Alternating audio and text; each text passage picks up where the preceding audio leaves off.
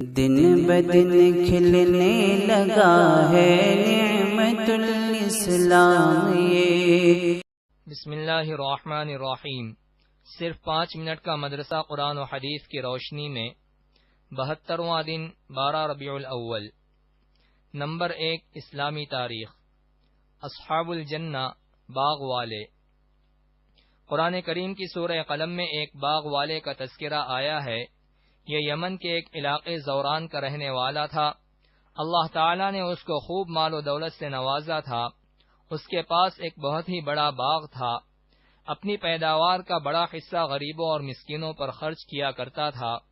اپنے گھر والوں کا سالانہ خرچ نکال کر باقی مال اللہ تعالیٰ کی راہ میں صدقہ کر دیا کرتا تھا۔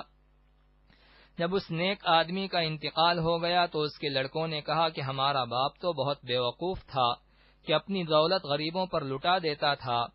ہم ایسا نہیں کریں گے اور بالکل اندھیرے میں پھل توڑنے باغ جائیں گے تاکہ کوئی ضرورت مند آ کر ہم کو تنگ نہ کر سکے۔ ابھی انہوں نے یہ فیصلہ کیا ہی تھا کہ اللہ تعالیٰ نے ان کے باغ اور کھیتوں کو تیز اور گرم ہوا کے ذریعے رات ہی میں جلا کر راکھ کر دیا۔ جب ان لوگوں نے وہاں پہنچ کر باغ اور کھیتی کی یہ حالت دیکھی تو افسوس کرتے رہ گئے اور اپنے برے فیصلے پر بہت شرمندہ ہوئے۔ بلا شبہ غریبوں اور مسکینوں کا حق نہ دینے والوں اور خدا کی راہ میں خرچ نہ کرنے والوں کے ساتھ اللہ تعالیٰ کا ایسا ہی معاملہ ہوا کرتا ہے۔ نمبر 2 حضور صلی اللہ علیہ وسلم کا معجزہ۔ ایک اوقیہ سونے میں برکت۔ حضرت سلمان فارسی رضی اللہ عنہ فرماتے ہیں، جب مجھے رسول اللہ صلی اللہ علیہ وسلم نے میرا قرضہ ادا کرنے کے لیے سونا دیا تو میں نے کہا یا رسول اللہ اتنے سے میرا قرضہ کیسے پورا ہوگا؟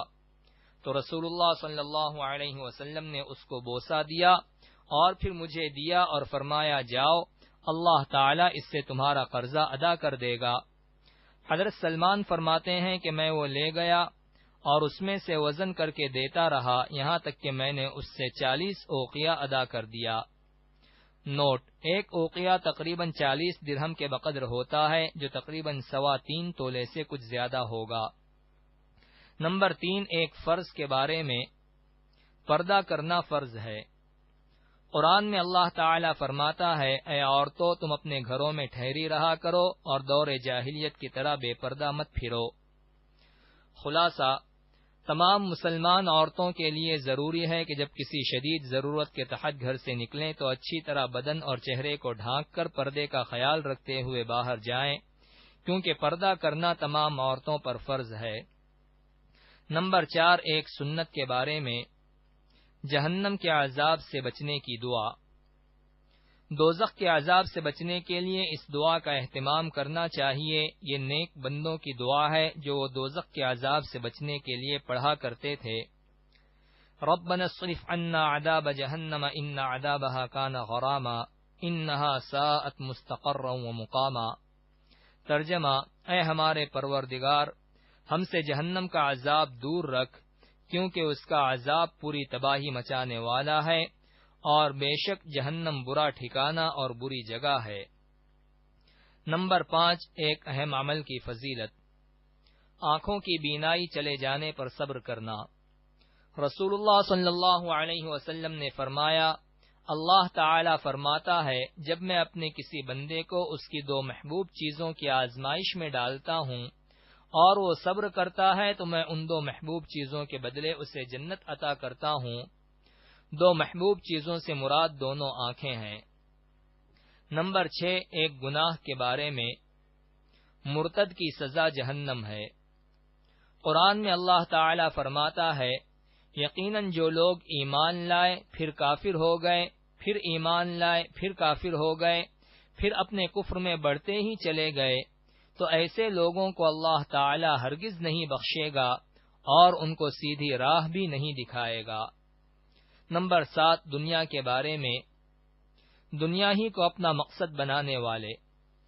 قرآن میں اللہ تعالی فرماتا ہے، آپ ایسے شخص سے اپنا خیال ہٹا لیجئے جو ہماری نصیحت سے منہ موڑ لے اور دنیاوی زندگی کے علاوہ اس کا کوئی مقصد نہ ہو۔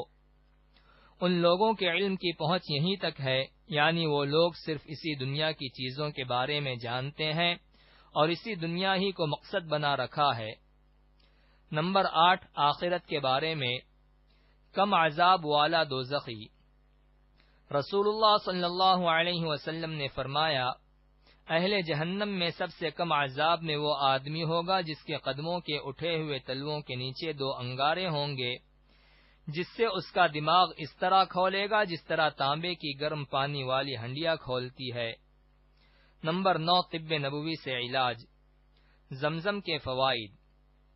حضرت ابن عباس رضی اللہ عنہما نے زمزم کے بارے میں فرمایا، یہ ایک مکمل خوراک بھی ہے اور بیماریوں کے لیے شفا بخش بھی ہے۔